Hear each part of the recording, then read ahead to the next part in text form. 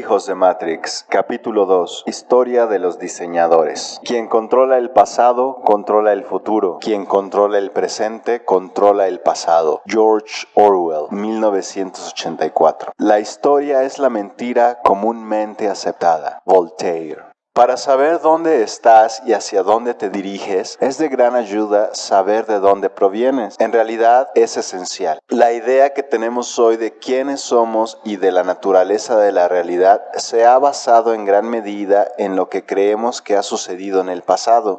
Así, si lo que uno quiere es manipular el sentimiento que tienen las personas de sí mismas y de la realidad actual, es imprescindible reescribir lo que de forma hilarante llamamos historia.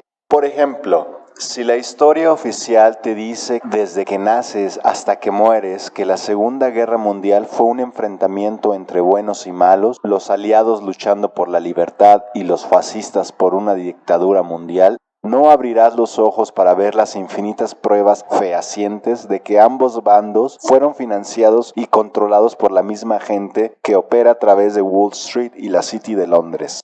La historia de Jesucristo es otro caso extraordinario, probablemente el mejor. La religión cristiana se basa en la fe absoluta en la existencia histórica literal de un hombre judío que nació de una madre virgen, llevó a cabo incontables milagros, murió crucificado para salvarnos a todos, desapareció de su tumba después de 3 días y luego ascendió al cielo para unirse a su Padre. Durante la mayor parte de estos 2000 años, miles de millones de almas en este planeta han sido controladas, limitadas, manipuladas y dirigidas por la creencia de que la historia de Jesucristo ocurrió realmente. Todavía hoy, gran parte de la humanidad sigue obsesionada con que este cuento de hadas es históricamente cierto y actúa en función de ello. La mera historia de un hombre ha tenido esta asombrosa consecuencia humana desde tiempos remotos hasta la época moderna. Sin embargo, como veremos, los evangelios no tienen sentido si se interpretan literalmente, carecen de todo fundamento histórico. Simplemente son las versiones más explotadas de un relato simbólico y no literal que encontramos en el mundo entero en todos sus detalles miles de años antes de que se mencionara por primera vez el nombre de Jesucristo. Un inciso.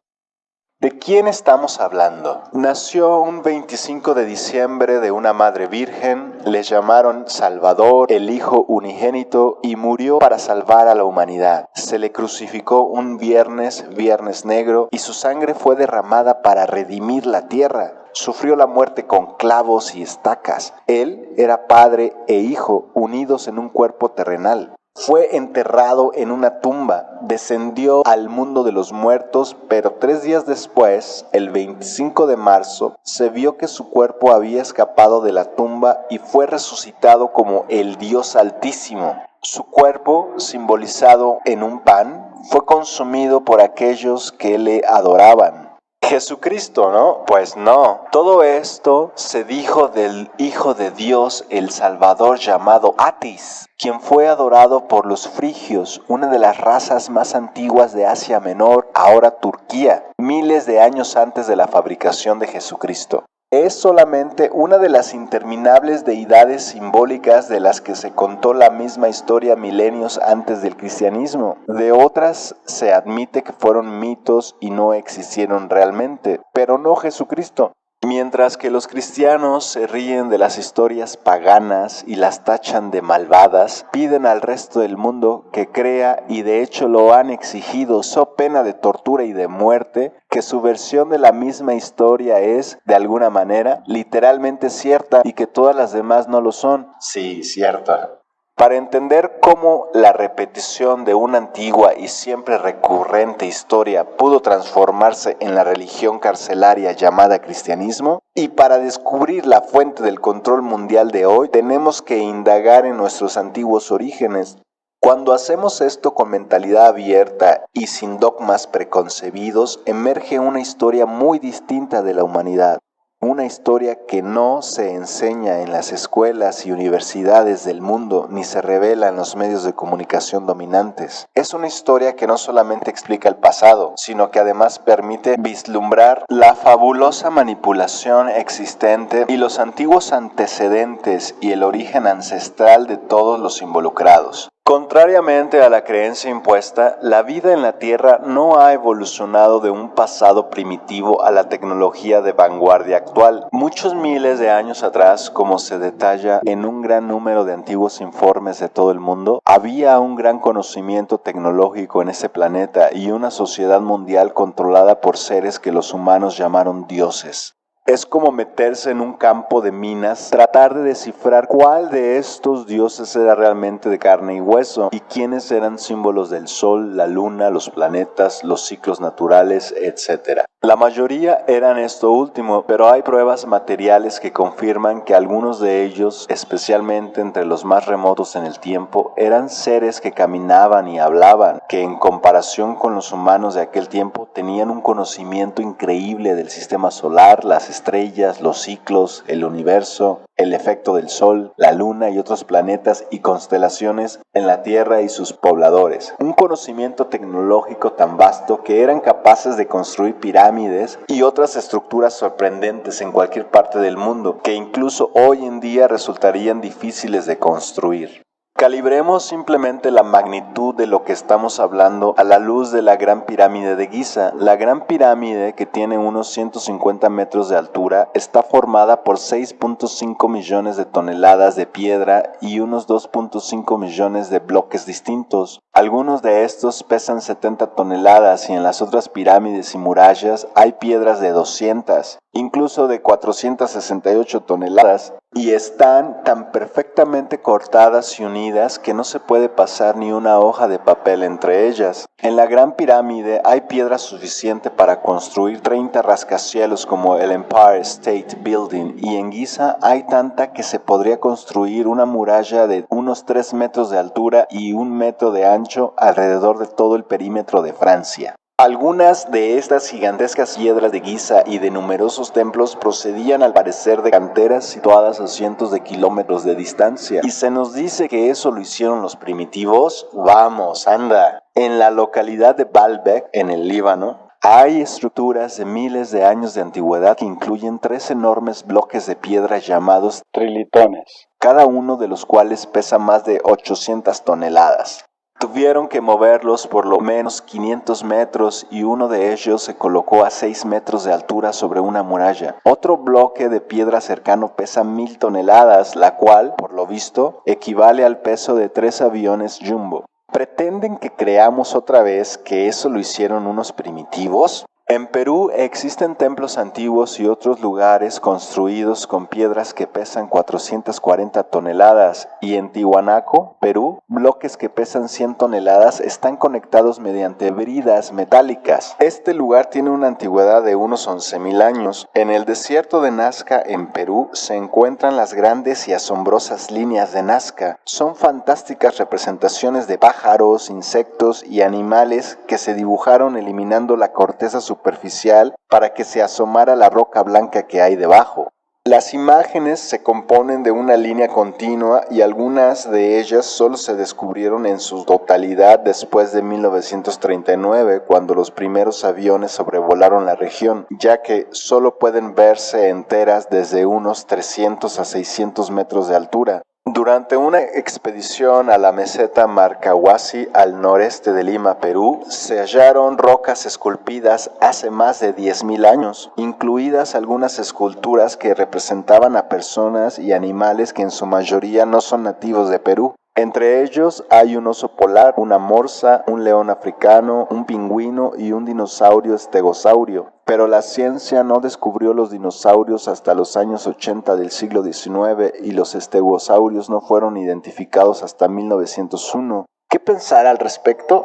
Tal y como han mostrado otros libros y documentales de televisión en los últimos años, estas impresionantes estructuras, templos, círculos de piedra y menhires no estaban solamente alineados de manera exacta con determinados sistemas estelares, sino que además lo estaban unos con otros en todo el planeta, y las técnicas de construcción y los diseños fueron, a menudo, idénticos en distintas partes del mundo. ¿Por qué? Porque la versión oficial de la historia es un camelo, no había sociedades aisladas, inconexas y que evolucionaban por separado si nos remontamos suficientemente atrás. Había una sociedad mundial controlada por los dioses y sus representantes, seres tecnológicamente muy avanzados en comparación con la masa de la humanidad en aquel tiempo y, en muchos sentidos, más que nuestra sociedad actual, o por lo menos más avanzada que la tecnología que se nos permite ver en el espacio público. En 1885 se halló en Austria, en el centro de un bloque de carbón, un cubo metálico conformado y mecanizado con toda precisión, y vista la antigüedad de la veta de carbón, debió de haberse fabricado unos 300.000 años atrás.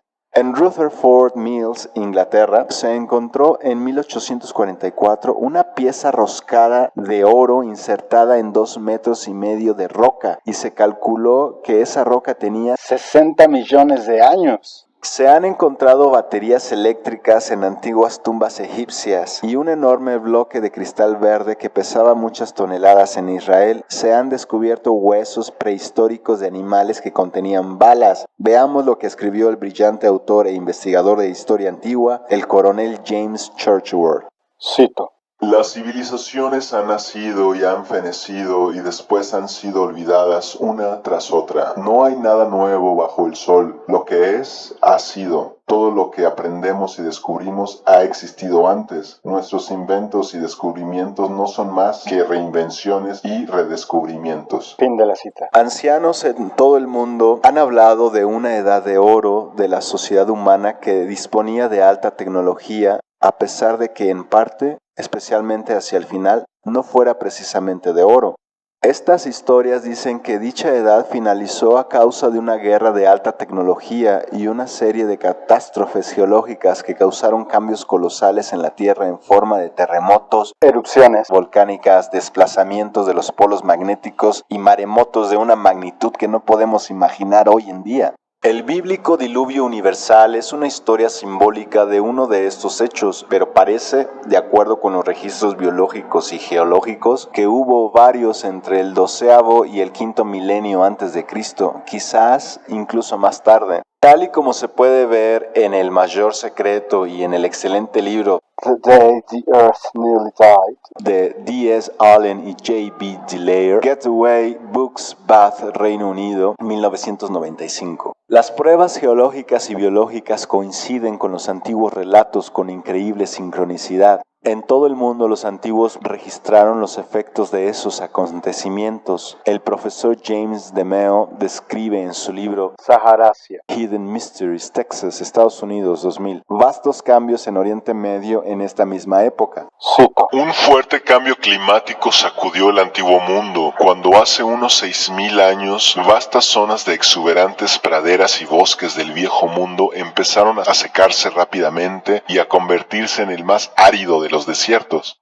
El enorme desierto del Sahara, el desierto de Arabia y los grandes desiertos de Oriente Medio y Asia Central simplemente no existían antes del aproximadamente 4000 a.C. Fin de la cita. Las catástrofes naturales del viejo mundo destruyeron la sociedad mundial avanzada o edad de oro existente, y esto está registrado en las historias de la Atlántida y Lemuria o Mu. La humanidad tuvo que empezar de nuevo. Si el lector cree que es descabellado, que piense en la sociedad actual. Tal vez esté avanzada hasta cierto nivel, con redes de energía eléctrica y sistemas informáticos y todo lo demás. Esta tecnología parece capaz de realizar hazañas milagrosas, como escribir una carta en el ordenador y que alguien en la otra punta del mundo la pueda leer unos segundos más tarde. Pero, ¿qué le ocurriría a esta sociedad tecnológica si ahora nos enfrentáramos a una catástrofe mundial que devastara el planeta? En cuestión de segundos estaríamos sentados en la edad de piedra tecnológica. Sería como volver a un mundo primitivo donde cada uno cuida de sí mismo y busca su propia comida y su refugio. Y conforme fueran pasando el tiempo y las generaciones, la memoria del mundo tecnológico que tenemos actualmente se iría desvaneciendo con creciente rapidez y solo perdurarían historias y mitos que se verían cada vez más como leyendas y ficciones fantásticas.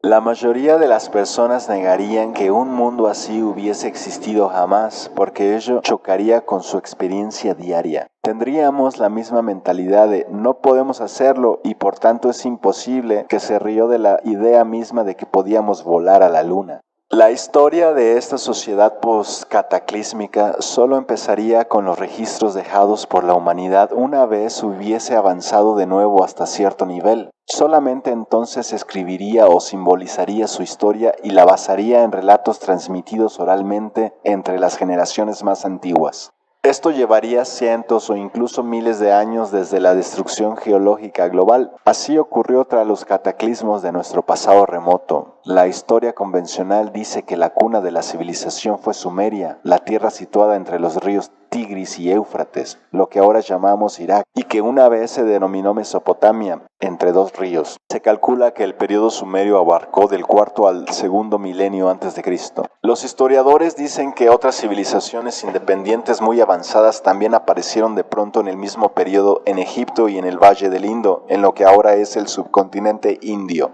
Pero yo diría que en ambos casos están equivocados. Sumeria no fue el inicio de lo que se llama sociedad civilizada en este planeta. Fue la más significativa que surgió después de la catástrofe que destruyó la sociedad mundial de la Edad de Oro, la Atlántida y Lemuria, o Mu.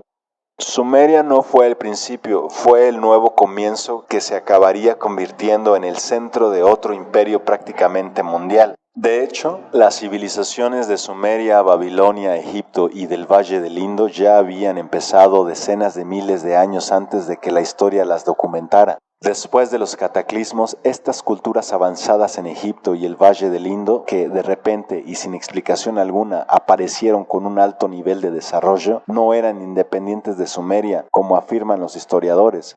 Formaban parte del mismo imperio sumerio y estaban gobernados por el mismo dirigente. La estructura administrativa, el fundamento legal, las técnicas de construcción y muchos otros aspectos de lo que llamamos Sociedad moderna pueden trazarse hasta aquella antigua raza que fundó Sumeria, o más concretamente hasta aquellos linajes dominantes y dioses que mantenían el conocimiento que se remontaba hasta la prehistoria. Estas antiguas sociedades avanzadas postdiluvianas aparecieron con tremenda rapidez. El profesor W. B. Emery escribe en Archaic Egypt, Penguin Books, Inglaterra, 1961. Cito: Alrededor del 3400 a.C. tuvo lugar un gran cambio en Egipto y el país pasó rápidamente de un estado de cultura neolítica avanzada, de carácter tribal complejo, a dos monarquías bien organizadas, una que comprendía la región del Delta y la otra el Valle del Nilo. Al mismo tiempo apareció el arte de la escritura, la arquitectura monumental y las artes y oficios se desarrollaron hasta un nivel sorprendente y todas las pruebas apuntan a la existencia de una civilización muy bien organizada, incluso lujosa. Todo esto se consiguió dentro de un periodo comparativamente corto de tiempo, pues por lo visto hay muy poco, por no decir ningún antecedente de estos avances fundamentales de la escritura y la arquitectura. Fin de la cita. La cuestión que todavía está por responder es si las increíbles hazañas arquitectónicas como las pirámides se originaron antes de los grandes cataclismos que destruyeron la legendaria Edad de Oro, en otras palabras, quizá hasta 10.000 años atrás o incluso más, o fueron construidas por el imperio sumerio que emergió cuando el mundo había alcanzado otra vez un nivel avanzado de organización social después de las catástrofes. No tengo ninguna duda de que fue una mezcla de ambos. A la luz de las pruebas que emergen rápidamente y de la revisión a fondo de las escalas de tiempo en virtud de dichas pruebas, por lo menos algunas de las antiguas maravillas más grandes se remontan a la sociedad mundial precataclísmica, conocida en leyendas y relatos como la Edad de Oro. Son mucho más antiguas de lo que se imaginó previamente. Los registros de los incas, compilados por Fernando Montesinos, uno de los primeros cronistas españoles en América del Sur, muestran que hubo dos imperios incas. El primero estableció su capital en Cusco, en los Andes, y después de refugiarse en un santuario en la cima de una montaña, Machu Picchu, por los devastadores corrimientos de tierras, regresó a Cusco para dar comienzo a una segunda cultura. Esto situaría el origen del imperio inca en la época de los cataclismos de la Atlántida y Lemuria y más allá, y nos llevaría a los verdaderos constructores de las fantásticas estructuras que la historia convencional no es capaz de explicar. En todo el mundo y en todas las culturas nativas pueden encontrarse historias de grandes inundaciones y de increíbles catástrofes geológicas. No hay duda de que una o más, probablemente varias catástrofes de dimensiones inimaginables ocurrieron en la Tierra entre aproximadamente el 11º y el 5º milenio antes de Cristo. Existen pruebas geológicas y biológicas abrumadoras que respaldan las innumerables historias y tradiciones que describen tales acontecimientos. Provienen de Europa, de Escandinavia, de Rusia, de África, de América, de Australia, de Nueva Zelanda, de Asia, de China, de Japón y de Oriente Medio, de todas partes. Algunas hablan del gran calor que hizo hervir el mar, de montañas que escupían fuego, de la desaparición del sol y la luna y de la oscuridad que siguió, de la lluvia de sangre, hielo y rocas, de la tierra que se volcó, del cielo que se desmoronó, del subir y bajar de las tierras, del hundimiento de vastos continentes, del avance de los hielos, y prácticamente todas ellas describen una gran inundación, una pared de agua que barrió toda la tierra. El maremoto originado por el cometa en la película Deep Impact da una idea de cómo pudo ser. Los antiguos textos chinos describen cómo los pilares que sustentan el cielo se derrumbaron, cómo el sol, la luna y las estrellas cayeron en el noroeste, donde el cielo descendió sobre la superficie, cómo ríos, mares y océanos se desbordaron en el sureste, donde la tierra se hundió y un diluvio furioso apagó un gran incendio. En América, los indios Paune cuentan la misma historia de unos tiempos donde las estrellas de los polos norte y sur cambiaron sus posiciones y se fueron a visitar unas a otras. Tradiciones norteamericanas hablan de la aparición de grandes nubes y de un calor tan fuerte que las aguas hirvieron. Los esquimales de Groenlandia contaron a los primeros misioneros que tiempo atrás la tierra se volcó. Leyendas peruanas cuentan que la cordillera de los Andes fue destrozada cuando el cielo declaró la guerra a la tierra. Mitos brasileños describen cómo el cielo reventó y los fragmentos cayeron y fueron matando todo y a todos a medida que el cielo y la tierra intercambiaban sus posiciones. Y los indios Hopi de América del Norte explican que la tierra se desgarró en grandes abismos y el agua cubrió todo excepto una estrecha franja de barro. Atlántida y Lemuria. Todo esto está estrechamente relacionado con las leyendas de la Atlántida y Lemuria, o Mu. Se trataba de dos grandes continentes, uno en el Atlántico y otro en el Pacífico, que mucha gente cree que estaban gobernados por razas muy avanzadas que se originaron en otros mundos. Se dice que los continentes han desaparecido debajo del mar debido a las circunstancias anteriormente descritas y que dejaron como únicas reliquias de su pasado algunas islas como las Azores y Polinesia. Algunos dicen que la Atlántida emergió después del hundimiento de Lemuria, otros dicen que fueron simultáneos y este es mi punto de vista. El investigador más meticuloso y destacado de Lemuria, Mu, fue el coronel James Churchward, que escribió una serie de libros durante la primera mitad del siglo XX. Churchward visitó monasterios remotos en Asia y vio registros antiguos de la Tierra Madre, de Mu o Lemuria, de 12.000 a 70.000 años de una antigüedad. Vio cómo era el centro de un imperio mundial que incluía a la Atlántida. En su libro The Children of Mu, B.E. Books, Albuquerque, Nuevo México, publicado por primera vez en 1931, muestra cómo las distintas razas de Mu, incluidas las razas rubias de ojos azules, poblaron el mundo. Estas razas lemurianas fueron hacia el este para convertirse en los mayas de América Central y en los demás constructores de las fantásticas estructuras del continente americano. Se dirigieron al oeste para poblar Asia, China, India y otras partes y crearon colonias en lo que se convirtió en Egipto y Sumeria.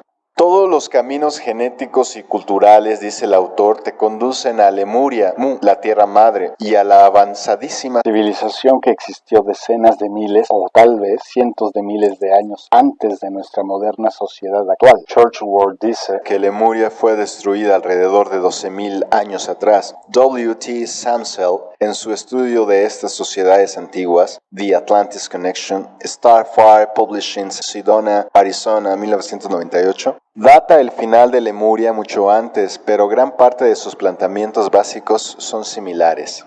El libro de Samsel está basado en información canalizada. La creación consiste en un número infinito de longitudes de onda o frecuencias, y el mundo que percibimos con nuestros sentidos físicos es apenas una pequeña fracción de las frecuencias que existen. Así como no podemos ver las frecuencias de la radio y la televisión que comparten el mismo espacio con nuestros cuerpos ahora mismo, tampoco podemos ver con nuestros limitados sentidos físicos las otras frecuencias y longitudes de onda de la creación que también ocupan el mismo espacio que nosotros. Me referiré a esto con más detalle más adelante, porque es crucial para entender cómo estamos controlados y cómo podemos liberarnos. Pero canalizar es sintonizar nuestra conciencia con algunas de estas otras longitudes de onda y acceder al conocimiento y la información que existen allí. Samsel afirma estar en contacto con una entidad antiguamente encarnada en la Atlántida que ahora se comunica mediante una de estas otras frecuencias. La mayor parte de la información canalizada, en mi experiencia, o no tiene sentido o es extremadamente limitada, pero muchos de los temas de Samsel se apoyan en registros geológicos y biológicos. Cree que fue alrededor de 100.000 años atrás cuando aparecieron los primeros ejemplos de formas humanas modernas en la isla de Lemuria, en lo que ahora es el Océano Pacífico. Estos se suponía que eran vehículos perfeccionados, dice. Tan pronto empezaron a explorar la Tierra, cultivaron la región denominada Atlántida, que se dice que se hallaba en el Atlántico, en la dorsal mesoatlántica, cuya inestabilidad geológica es conocida. Samsel dice que los primeros atlantes fueron gente de piel oscura, no muy distintos de los nativos americanos. Cree que las gentes nativas americanas son descendientes directos de las civilizaciones de la Atlántida y Lemuria, que se instalaron en América antes del primer gran cataclismo, hace unos 48.000 años, y las leyendas nativas americanas apoyan esta hipótesis. Su punto de vista es que en estos primeros días de la Atlántida y Lemuria, las personas vivían bajo la ley del uno, el entendimiento de que todo tiene la misma energía para expresarse de diferentes formas. La ley del uno es el conocimiento de que todo está conectado a todo lo demás y en última instancia todo es una expresión de uno mismo, de un mismo todo o energía. Los científicos llaman a esto la teoría del campo unificado.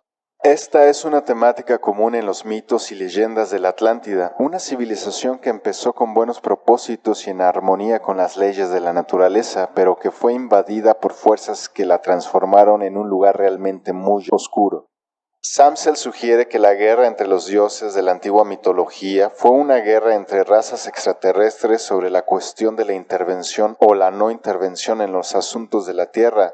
Dice que a mediados de la edad temprana de la Atlántida, extraterrestres con apariencia de humanos, muy altos de cabello y piel claros como albinos, se pusieron en contacto con la sociedad atlante, empezaron a manipularla, dice, y a hibridarse con humanos para alterar el ADN y crear linajes híbridos que se convirtieron en el linaje real de reyes y reinas.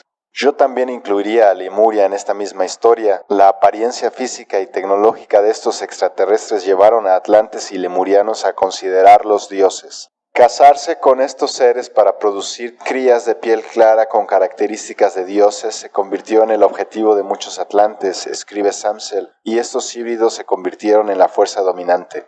Asumieron el gobierno, la economía, la educación, la religión y las comunicaciones. ¿Te resulta familiar? Samsel dice que los reyes del linaje real blanco gobernaron la Atlántida y lo que él llama hijos de Belial controlaron el templo del sol, su jerarquía religiosa y su red de rituales. Actualmente este templo del sol atlante se denomina Illuminati. Durante este periodo muchos atlantes de la raza roja migraron al oeste hacia América, que entonces era geográficamente distinta a lo que conocemos hoy día. Samsel continúa, cito: La edad del Imperio Atlántico quedó totalmente en manos de los hijos de Belial y los seguidores del Templo del Sol. La tribu blanca dominante llegó a gobernar todos los aspectos de la sociedad atlante. Ignoraron la ley del uno, apostaron por la tecnología y se dejaron llevar por la codicia y el ansia de poder. El imperio atlántico llegó a extenderse por casi todo el mundo. América y África, los países europeos, Oriente Medio, India y Tíbet pasaron a ser controlados por el imperio. El templo uno estaba dividido y era inefectivo. El templo del sol floreció y los hijos de Belial prosperaron. Durante este tiempo, los predicadores de la ley del uno organizaban la emigración de la raza roja al oeste hacia América y al este hacia África. Pretendían preservar la ley del uno y por eso construyeron nuevos círculos en las tierras lejanas. Fin de la cita. Samsel dice que el segundo gran cataclismo acabó con la Atlántida. Cree que usaron sus superarmas contra el país que ahora llamamos China y que intentaron utilizar la Tierra como un gran conductor a través del cual pudieran apuntar contra sus adversarios, con ayuda del vasto cristal, un tema común en las historias de la Atlántida. Sin embargo, dice, la Tierra lanzó la fuerza de vuelta contra ellos y puso en marcha el desastroso cataclismo. Samsel afirma que la raza blanca es la fuerza que tiene en sus manos el control mundial. Cito: A lo largo de la historia de la Tierra y la humanidad, ha habido una tribu blanca que ha exhibido de manera coherente las características de su herencia ancestral. Se trata de los que abiertamente muestran muchas de las características de los seres alienígenas que vienen de otro mundo. Se han acogido a la tecnología por encima de la espiritualidad y han manipulado esta última para conseguir sus propios fines. Tradicionalmente muestran poca consideración por la tierra, la naturaleza u otras especies de seres vivos. A lo largo de toda la historia registrada han perseguido dominar a los demás y a la tierra misma. Están muy bien programados y condicionados para ser exclusivos, agresivos y dominantes. En la actualidad dirigen a la humanidad hacia el nuevo orden mundial, llevando a cabo consciente o inconscientemente el plan de los Illuminati, es decir, de los manipuladores extraterrestres. Fin de la cita. Los temas de investigación de Samsel se ven corroborados por los míos propios, a pesar de que diferimos en muchos detalles.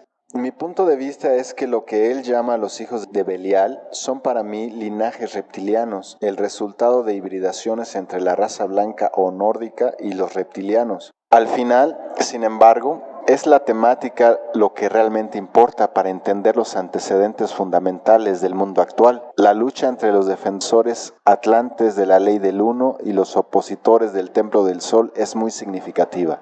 El Templo del Sol ha sido la religión de los Illuminati desde los tiempos de la Atlántida y Lemuria hasta el momento presente. De hecho, el mundo actual es la nueva Atlántida, un espejo de la obsesión del dominio tecnológico que condujo a la destrucción de las primeras civilizaciones atlantes. Por decirlo de una forma simple, la ley del uno considera que todo está conectado, que forma parte de un mismo conjunto unificado, y el Templo del Sol refleja el deseo de presentar todo sin conexión y aislado de todo lo demás. Uno busca unificar y el otro dividir y por consiguiente dominar. Podrás encontrar este tema en todo el libro a medida que cuento la historia de cómo los Illuminati, los Atlantes, hijos de Belial o como prefieras llamarlos, han estado intentando construir una nueva Atlántida desde que los acontecimientos cataclísmicos destruyeron la versión original. La Atlántida fue descrita por Platón 427-347 a.C., el antiguo filósofo griego, quien fue también un alto iniciado en la sociedad secreta, la red de escuelas de misterios.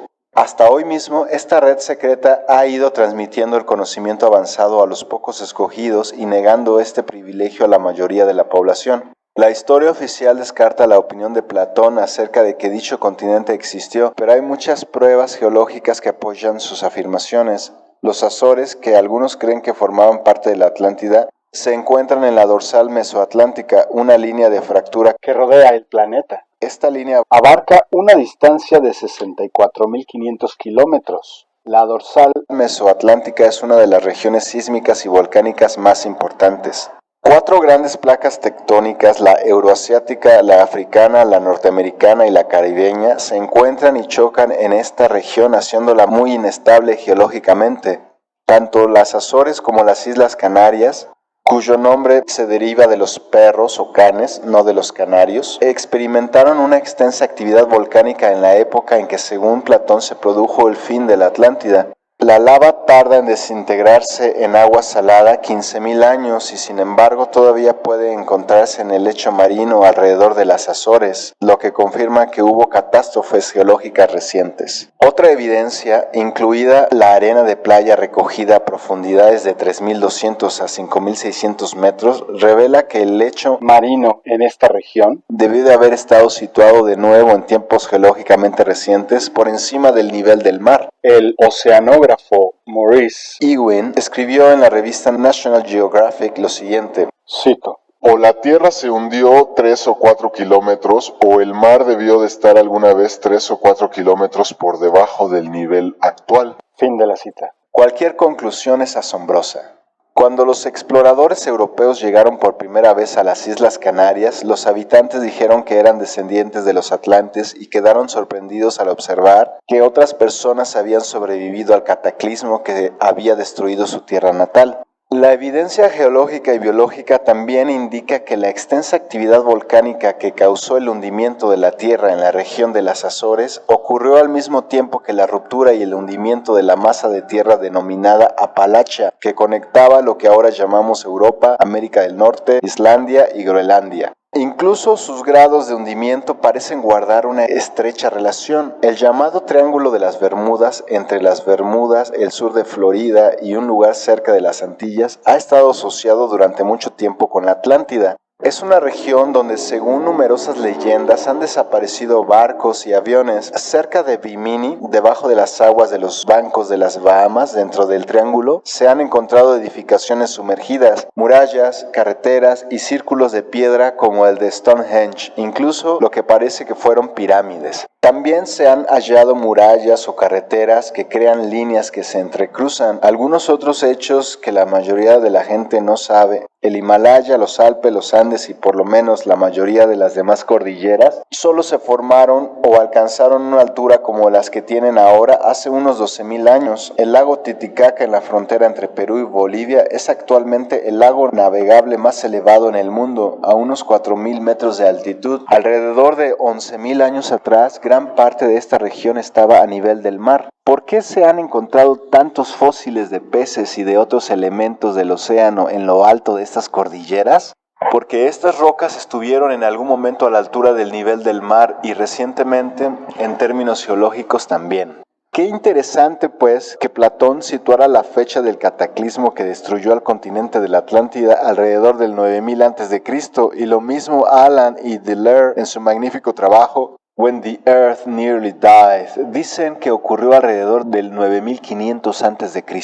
El investigador norteamericano Charles Hapgood afirma que la superficie de la Tierra se desplazó unos 5.000 kilómetros alrededor del 10.000 a.C. Las rocas que contienen hierro actúan como una brújula. A medida que las rocas fundidas se enfrían, las moléculas se alinean con el polo norte e incluso si estas rocas se desplazan mantienen esta orientación. Esto le permitió a Hapgood establecer que antes del 10.000 a.C. el polo norte había estado situado en la región ocupada hoy por la bahía de Hudson en Canadá. Pero algo ocurrió durante ese tiempo que movió la superficie entera de la Tierra 5.000 kilómetros hacia el sur, trasladando así la Tierra de lo que entonces era el polo norte al área de la bahía de Hudson. Esto no es tan fantástico como suena a primera vista. La superficie terrestre o corteza del planeta tiene solo unos 65 kilómetros de grosor. Se ha comparado con la piel de una naranja que descansa sobre un mar de lava líquida. Si un meteorito o un cuerpo mayor impactase contra la Tierra, podría hacer que la corteza se deslizara. Y de acuerdo con el escritor e investigador Colin Wilson, hay pruebas geológicas de que esto ocurrió 3 veces en los últimos 100.000 años.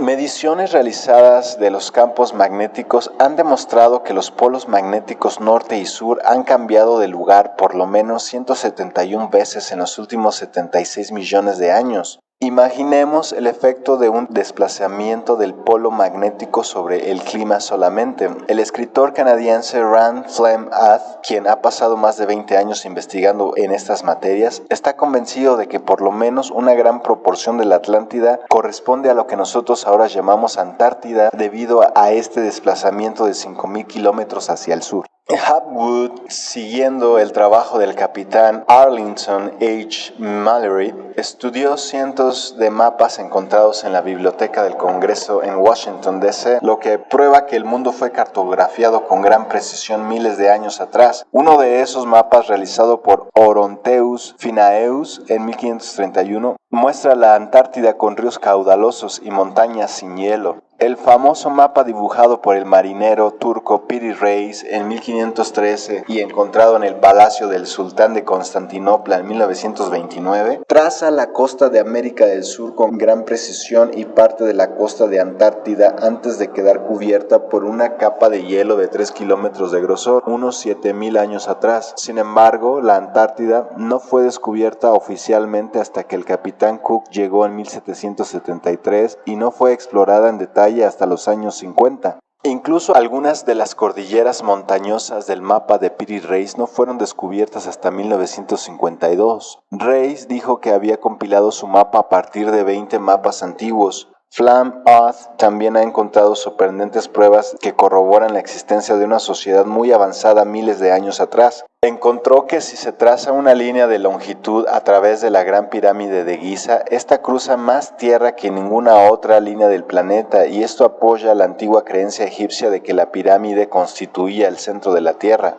Flam Oth se dio cuenta entonces de que si se toma la Gran Pirámide como el centro del meridiano cero, las coordenadas de longitud y latitud de los lugares sagrados del mundo encajan en patrones geométricos perfectos. Aparecían como un sistema cuadriculado muy parecido a las manzanas de los planos callejeros de las ciudades estadounidenses. Encontró que a partir de este sistema podría predecir dónde se encontraría un lugar sagrado. Esta perfección geométrica no se da si se toma como punto central del meridiano cero el actual observatorio de Greenwich en Londres. Esto derrumba todo el sistema. Greenwich fue elegido por un comité en 1884 en contra de las protestas de un miembro destacado, el astrónomo real de Escocia, Charles Piazzi Smith, que consideraba que dicho meridiano debía pasar por la Gran Pirámide. Flam Oth ha establecido además que alrededor de 50 lugares sagrados en México están alineados con un polo norte ubicado en la región de la bahía de Hudson, tal y como ocurría antes del cataclismo. Incluso aquellos que se han construido después de las catástrofes se han situado en lugares antiguos alineados con el antiguo polo norte.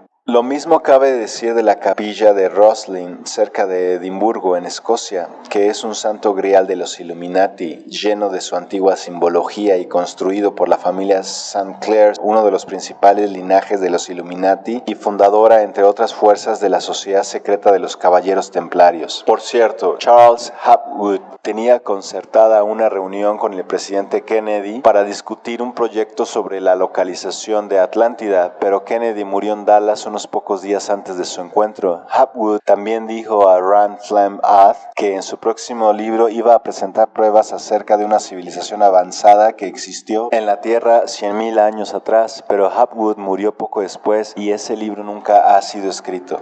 Sin embargo, James Churchward presenta dichas pruebas en sus libros y cuenta cómo vio mapas de América del Sur y otros lugares remotos en monasterios asiáticos de decenas de miles de años de antigüedad. Estas pruebas corroboran la opinión de que el continente llamado Mu o Lemuria descansa ahora en el lecho del Pacífico. Las tribus polinesias y otros pueblos relacionados conservan muchas leyendas de su tierra natal hundida, y los nativos de la isla de Pascua en el Pacífico afirman que su tierra formó parte en algún momento del continente destruido por el cataclismo. Un texto chino encontrado en una cueva budista llamada Dunhuan al oeste de China en 1990 incluía fragmentos de un mapa que mostraba un continente isla en el Pacífico.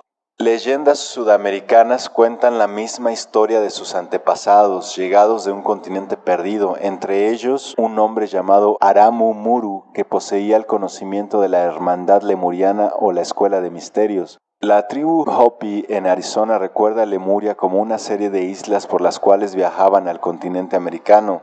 ¿Por qué la historia de la Atlántida y Mu no ocupa un lugar destacado en la historia oficial? porque sistemáticamente se ha suprimido y destruido este conocimiento. El astrónomo Carl Sagan dijo que un texto que describía la Atlántida en detalle, titulado La verdadera historia de la humanidad a lo largo de los últimos 100.000 años, desapareció junto con otros miles a raíz de la destrucción de la gran biblioteca de Alejandría en Egipto en el 391 después de Cristo. Una vez conozcamos la existencia de estas civilizaciones avanzadas que duraron cientos de miles de años y la participación extraterrestre en su creación y desaparición, nuestro juicio sobre el mundo y sobre nosotros mismos cambiará. Lo mismo sucederá con nuestra comprensión acerca de lo que está ocurriendo y quién está controlándonos actualmente. La destrucción del antiguo conocimiento en todo el mundo en nombre del cristianismo es obra de los Illuminati o del Templo del Sol, que quieren hacer desaparecer los registros verdaderos, no solo de historia, sino también de la ley del uno. ¿Qué ocurrió con Marte? Cada vez está más ampliamente admitido que la Tierra ha sufrido algunas catástrofes geológicas colosales. El debate y a menudo el enfrentamiento viene con la cuestión del cuándo y el por qué. Estas catástrofes han implicado sin duda al sistema solar en su conjunto, porque todos los planetas muestran huellas de algunos cataclismos que han afectado a su superficie, su atmósfera, su velocidad y el ángulo de su órbita de rotación. La destrucción de Marte y su relación con esta devastación en la Tierra es un tema que ocupa las mentes de muchos investigadores. Se ha prestado mucha más atención a Marte desde que enviaron allí varias sondas espaciales que, por supuesto, se perdieron o sufrieron problemas técnicos que les impiden enviar imágenes hacia aquí. Estos fracasos son responsabilidad de los Illuminati que crean y controlan las operaciones de la NASA. Los fracasos se produjeron después de la llegada de las fotografías tomadas en una región de Marte llamada Sidonia, que parecían mostrar formaciones rocosas no naturales.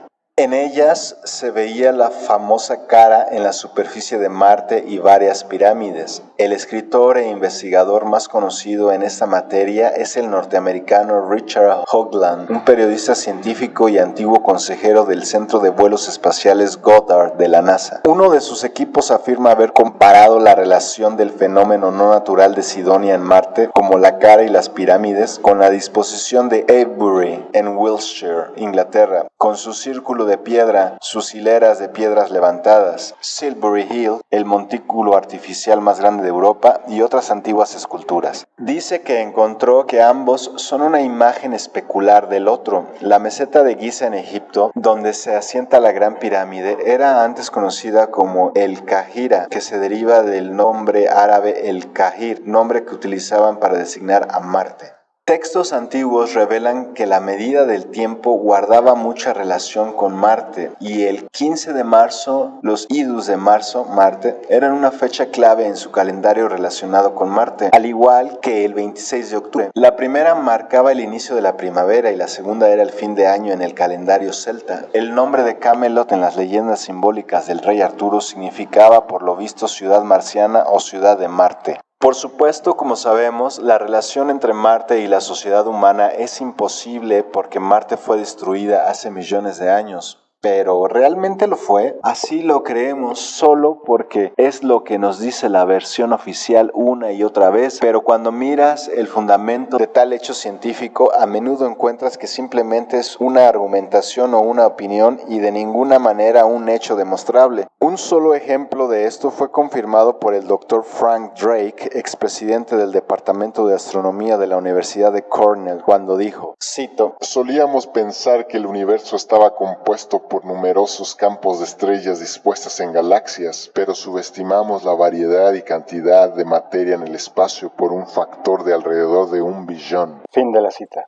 Esto significa que era imposible estar más equivocado, pero hasta que aceptaron que estaban equivocados a la luz de las pruebas, habían divulgado su error monumental como un hecho científico. Esto está sucediendo cada día y los medios de comunicación solo repiten tales hechos sin sentido porque deben de ser verdad si un científico lo dice. Está surgiendo rápidamente una perspectiva que está más o menos de acuerdo con la historia oficial, a excepción de un área crucial en la la que difieren. Ambas están de acuerdo en que Marte una vez tuvo agua, vegetación y una atmósfera, con lo que pudo sostener la vida tal y como la conocemos. Ambas están de acuerdo en que este entorno potencialmente acogedor para los humanos fue destruido por acontecimientos geológicos catastróficos. Lo único que es objeto de una controversia es cuándo ocurrió este desastre. ¿Fue realmente hace millones de años como sostiene la ciencia oficial o fue apenas hace miles de años como sugieren los investigadores alternativos? Una escala de tiempo que coincidiría a la perfección con la devastación de la Atlántida y Lemuria, Mu.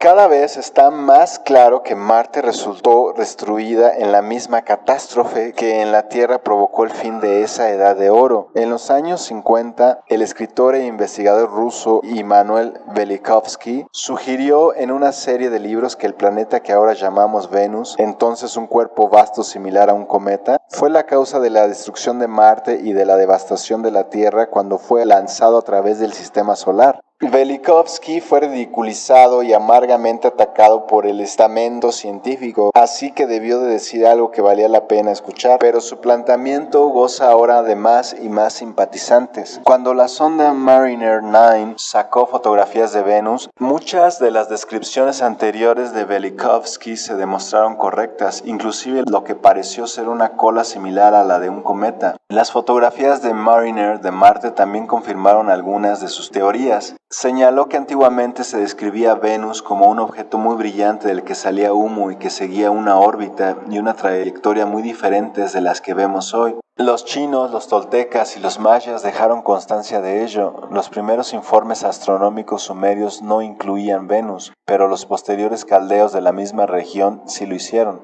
Describieron el planeta como una antorcha que brilla en el cielo, que alumbra como el sol y llena todos los cielos. Uno de los mayores problemas que se suele tener a la hora de examinar diversas ideas sobre el pasado del planeta es que toda hipótesis se juzga a partir de la experiencia actual, que representa una fracción diminuta de la historia de la Tierra, como escribió Velikovsky. Cito. Las tradiciones sobre las catástrofes existen en todas las civilizaciones y suelen verse desacreditadas por la creencia miope de que ninguna fuerza del pasado que no actúe en el presente podría haber dado forma al mundo, una creencia que constituye el fundamento mismo de la geología moderna y de la teoría de la evolución. Fin de la cita. Brian Desborough, un amigo mío de California, ha tenido una experiencia que hace que su opinión sea significativa para cualquiera que investigue el material de este libro. Es científico, inventor de la tecnología de energía libre que podría transformar la vida en la Tierra y ha estado investigando a los Illuminati, su historia, su origen y sus planes durante más de 30 años. Este interés empezó cuando se propuso probar que Jesucristo realmente existió, pero pronto se encontró con la prueba de lo contrario. La estafa cristiana le condujo a una estafa mayor, lo mismo que me ocurrió a mí con mi investigación inicial sobre la supresión del conocimiento espiritual, no religioso. Brian no es un frívolo de la nueva era sentado en una nube. Es un investigador y escritor riguroso y que tiene los pies en tierra. En la década de los años 60 trabajó en la empresa aeronáutica Boeing y explica que un grupo de físicos de su compañía se juntaron para llevar a cabo un estudio privado destinado a explicar las muchas anomalías de la Tierra y otros planetas del sistema solar que no podían ser explicadas por la física convencional. Llegaron a la conclusión de que había que apoyar firmemente a Velikovsky a pesar de que no manejaban la misma escala de tiempo, con una diferencia de unos 3000 años. Dijeron que alrededor del quinto milenio antes de Cristo, un cuerpo gigantesco, ahora llamado Júpiter, recorrió a toda velocidad el sistema solar. Esto hizo que los planetas exteriores perdieran el norte, lo que explicaría sus actuales anomalías con respecto al sentido y la velocidad de su rotación. Júpiter chocó contra un planeta que circulaba en una órbita situada entre las actuales de Marte y Júpiter, y los restos de este planeta, dijeron, constituyen el cinturón de asteroides, cuyo origen no puede explicarse de otra forma, que ocupa el espacio situado entre Marte y Júpiter.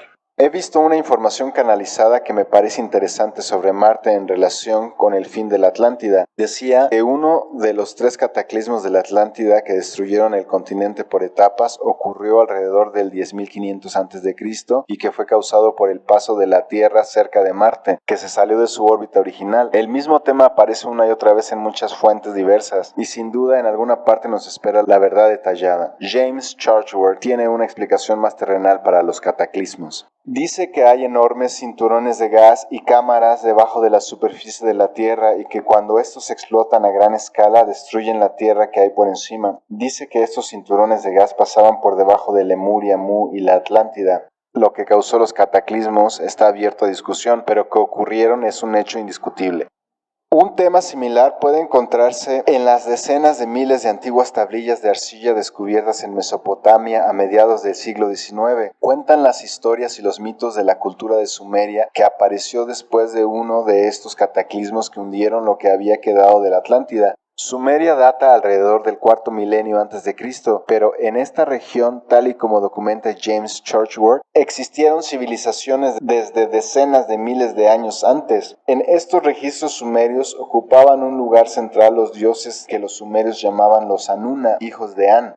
Sus posteriores nombres semitas fueron Anunnaki, los que vinieron del cielo a la tierra, y Dingir, los justos de los cohetes brillantes. Se les conoce mejor por Anunnaki, y este es el término que emplearé en este libro. Los Anunnaki, como veremos, eran una raza reptiliana procedente de las estrellas. Los textos de las tablillas de arcilla sumerias describen, de acuerdo con el autor y traductor Zecharia Sitchin, una colisión entre las lunas del planeta que llamaron Nibiru y que orbitaba entre los actuales Júpiter y Marte. La destrucción que causó esta tremenda colisión, detallan las traducciones de Sitchin, crearon lo que los sumerios llamaron la gran pulsera de Sinta, el cinturón de asteroides.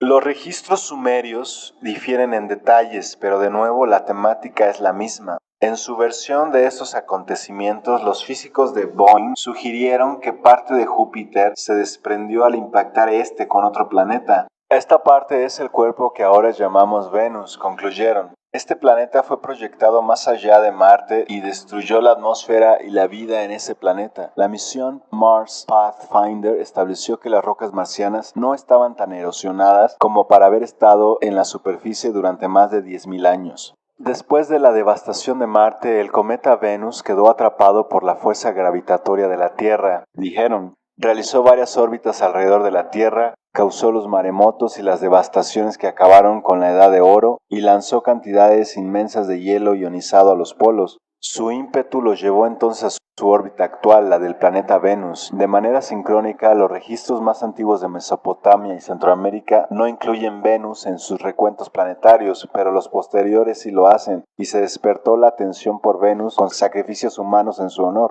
El mayor secreto abarca esta historia entera con mayor detalle, y el lector verá cómo se explican muchos misterios. Entre ellos se incluyen la súbita congelación de mamuts cuando estaban de pie comiendo porque el hielo no se formó lentamente, sino que apareció de repente. Las antiguas leyendas y mitos acerca de cómo terminó la Edad de Oro están confirmadas en todos los sentidos por explicaciones científicas de los efectos geológicos y ambientales de este ir y venir de Venus. Lo más importante en relación con nuestra historia es que estas conclusiones de personas como Velikovsky, los físicos de Boeing y un creciente número de otros investigadores actuales sitúan el fin de la vida en Marte dentro del periodo que vio el fin de la Atlántida y de Lemuria Mu. Brian Desborough sugiere, junto con muchos otros, entre los que me incluyo, que la Edad de Oro fue obra de muchas razas extraterrestres y de otras dimensiones que visitaron la Tierra y que actuaron abiertamente entre la población humana durante un largo periodo de cientos de miles de años como mínimo. Él cree, al igual que los físicos de Boeing, a quienes conocía y con quienes trabajó, que la Tierra estaba mucho más cerca del Sol antes de esos acontecimientos y que Marte orbitaba en la zona en que ahora circula la Tierra. Dos científicos independientes, C.J. Hyman y C. William Kingsman, han propuesto que la Tierra ocupó una vez la órbita actual de Venus y que Marte estuvo en la órbita actual de la Tierra. Las leyendas antiguas dicen que los días y los años de la Tierra fueron en algún momento más cortos que ahora y que los humanos vivían más tiempo. Si, como se afirma, los profundos cañones de la superficie de Marte fueron provocados por potentes torrentes de agua, entonces en algún momento hubo un clima más caliente porque hoy en día está tan frío que el agua se habría helado inmediatamente y la atmósfera vacía habría hecho el agua se evaporase instantáneamente. La órbita más cercana al Sol, dice Desborough, habría exigido a las primeras razas de la Tierra ser de piel oscura, con la pigmentación necesaria para poder sobrevivir a los rayos solares de mayor intensidad. Los antiguos esqueletos encontrados cerca de Stonehenge y a lo largo de la costa oeste de Francia tienen los rasgos nasales y espinales de muchas mujeres africanas. Antiguos artefactos, estatuas y representaciones artísticas en todo el mundo también sugieren que hubo una raza avanzada de piel oscura del tipo negro africano. Los textos de las tablillas sumerias describen cómo los dioses Anunnaki abandonaron el planeta para escapar de la devastación, incluso indican que fueron ellos quienes la habían causado. Los únicos que sobrevivieron a la catástrofe fueron los extraterrestres, que tenían la tecnología y la previsión, que quizá habían sido advertidos y que se fueron antes de que todo se fuera a pique. Y la gente que se refugió en cavernas subterráneas o en las cordilleras montañosas más altas que el nivel que alcanzó la avalancha de agua que, según el estudio de Boeing, podría haber llegado a alturas de hasta 3 kilómetros. La Tierra está repleta de túneles y cavernas naturales y artificiales que datan de tiempos antiguos muy remotos. Muchas de estas excavaciones han sido localizadas, incluida una ciudad subterránea que podría dar cobijo a una población de miles de personas en Capadocia, Turquía, uno de los centros de los fenicios y el origen de Jorge de Capadocia, quien más tarde sería San Jorge de Inglaterra. En Capadocia se han descubierto hasta la fecha 36 ciudades subterráneas y algunas son enormes complejos que descienden hasta 8 niveles. Los sistemas de ventilación son tan eficientes que incluso 8 niveles bajo tierra el aire sigue siendo fresco. También se han encontrado 30 grandes ciudades subterráneas y complejos de túneles cerca de Derinkuyu, también en Turquía. Fueron las inundaciones y la necesidad de sobrevivir a ellas lo que aseguró que la agricultura en el mundo posterior a la avalancha empezara a altitudes superiores a los 3.000 metros y no como sería de esperar en llanuras fértiles. Un estudio del botánico Nikolai Ivanovich Vavilov reveló que las 50.000 plantas silvestres que examinó de todo el mundo solamente se originaron en 8 zonas, todas ellas montañosas. En opinión de James Churchward, esto es debido a que las montañas se formaron durante los cataclismos y en consecuencia muchas regiones de altitudes inferiores fueron elevadas a una gran altura. De acuerdo con antiguos relatos respaldados por muchas otras pruebas, cuando la Tierra volvió a la normalidad después del o de los cataclismos, los supervivientes empezaron a regresar de las altas montañas al norte de Sumeria, en Turquía, e Irán a las llanuras de Mesopotamia. Fue en las montañas turcas, en el monte Ararat, donde fue a descansar la simbólica arca de Noé cuando las aguas cesaron, como afirma la Biblia. Las tablillas sumerias también relatan cómo los dioses Anunnaki reconstruyeron y restauraron su devastado centro y la civilización que emergió de esto es la históricamente conocida Sumeria. Pienso, sin embargo, que muchas partes de los textos sumerios se refieren a acontecimientos de Lemuria y la Atlántida. Algunos investigadores sugieren que los restos de las ciudades de los Anunnakis anteriores a la inundación pueden encontrarse en la actualidad debajo del Golfo Pérsico, que se hizo más ancho y profundo después de las catástrofes. En función de la localización y de los efectos de la devastación, algunas de las grandes estructuras de la Edad de Oro sobrevivieron y pueden verse hasta el día de hoy. Estas podrían tener de varias decenas hasta cientos de miles de años de antigüedad. Otros lugares famosos y estructuras fueron construidos o reconstruidos por los sumerios hace unos 6.000 años. Mi sensación en estos momentos es que Stonehenge y Avebury estaban entre los últimos, pero no necesariamente las pirámides de la meseta de Giza, y sin duda no algunas de las impresionantes estructuras de América del Sur. Sin duda son de la Edad de Oro. Para conocer pruebas mucho más detalladas de los hechos catastróficos, recomiendo leer El mayor secreto y When the Earth Nearly Died, cuando la Tierra casi muere, junto con una lista de otros libros que se centran en esta materia. Los libros de Velikovsky están citados en la bibliografía. La razón por la que esta información ha estado tan apartada de la corriente dominante de la ciencia, la educación y los medios de comunicación es por el efecto dominó que tendría en la percepción humana. ¿Ha visto el lector esos intentos de batir el récord mundial de derrumbar el mayor número posible de fichas de dominó? Los alinean de tal manera que al tumbar el primero, sucesivamente caen todos los demás. El sistema de control o Matrix, como yo lo llamo, funciona de este modo. Los Illuminati tienen que trabajar frenéticamente para evitar que caiga cada ficha de su plan, porque en cuanto cae una, las demás empiezan a caer también. El control de lo que nosotros llamamos historia es una de sus fichas cruciales. Si supiéramos que existió una sociedad muy desarrollada tecnológicamente miles de años atrás, que llegó a su fin debido a una serie de grandes catástrofes geológicas, veríamos el mundo bajo una luz muy distinta. Toda la versión oficial de la evolución humana se desmoronaría. Preguntaríamos quiénes eran esas gentes. ¿De dónde provenían? ¿De dónde sacaron su conocimiento y tecnología? De repente los misterios de Egipto y Sumeria y las increíbles estructuras que nos dejaron las antiguas civilizaciones serían mucho menos misteriosas. Y si Egipto y Sumeria fueron fundados con este mismo conocimiento avanzado, significa que algunas de estas gentes anteriores al cataclismo deben de haber sobrevivido.